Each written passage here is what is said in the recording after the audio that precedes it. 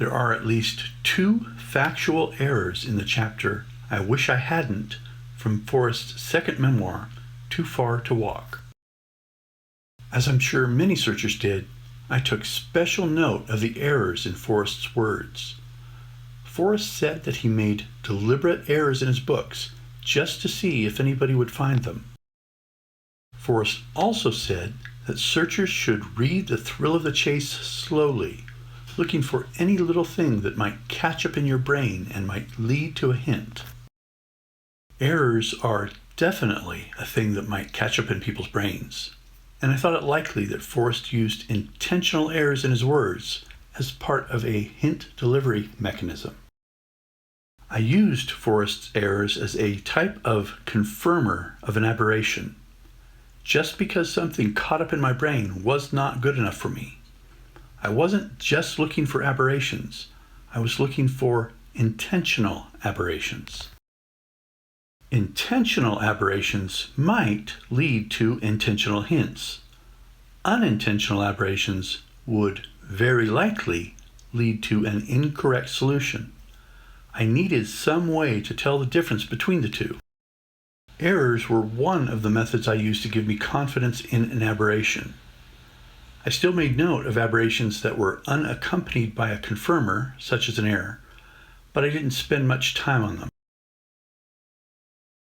In the Too Far to Walk chapter, I Wish I Hadn't, Forrest and his fellow Air Force pilot, Andy Anderson, went deer hunting near White Horse Canyon while stationed in Arizona. One of the errors in that chapter is that Forrest says that White Horse Canyon is west of Williams, Arizona, when it's really east of Williams. That did not seem to me like an error that Forrest was likely to make. Another error in that chapter is that Forrest calls his friend Andy Anderson. Forrest is referencing a real person here, but the person's real name is not Andy Anderson. It's Simon K. Anderson. So why the name change? To be fair, Andy might just be a nickname based on the Anderson surname. If so, the probability of there being a hint surrounding the name drops, but it doesn't drop to 0. If Forrest was hinting at something by changing Simon to Andy, here is one possibility. The first error in the story has to do with the name Andy. The second error in the story has to do with the name Williams. Could Forrest have been hinting at Andy Williams, the singer? It was possible, but the possibility on that probability was lower than I'd like. The aberration was associated with an error, so it did have that going for it. But it just did not feel like enough of a confirmation to me. It was probably just the Anderson surname that was holding me back. My initial guess as to the meaning of the aberration was that it might be pointing to the Andy Williams song, Moon River.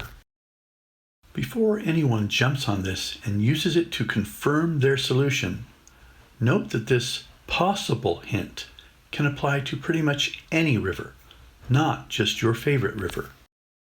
Actually, it can apply to any body of water that one would have to cross. Another possible interpretation had to do with the word moon, which I've made a previous video about. That might come into play as well. Again though, these were just a couple of initial, off the top of my head guesses when first reading the chapter.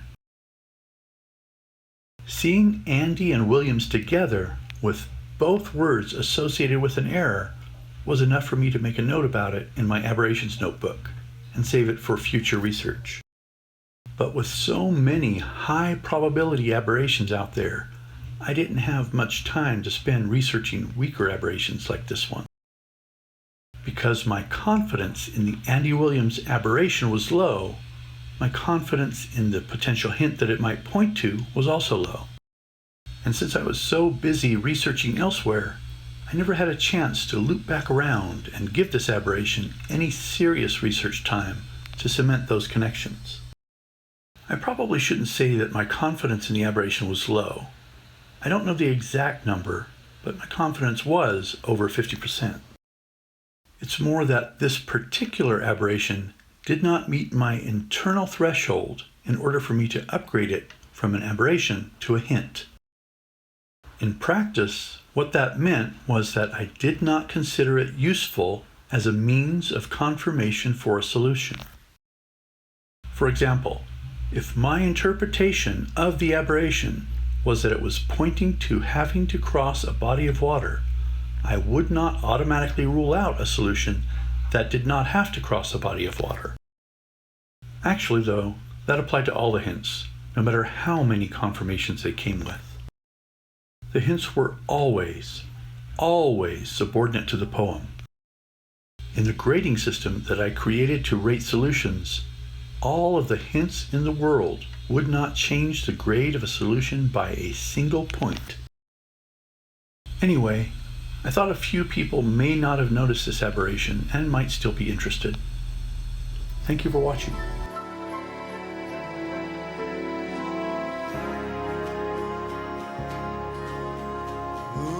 Moon river, wider than a mile, I'm crossing you in the sky someday. You dream maker, you heartbreaker, wherever you're going, I'm going your way. Two drifters off to see the world, there's such a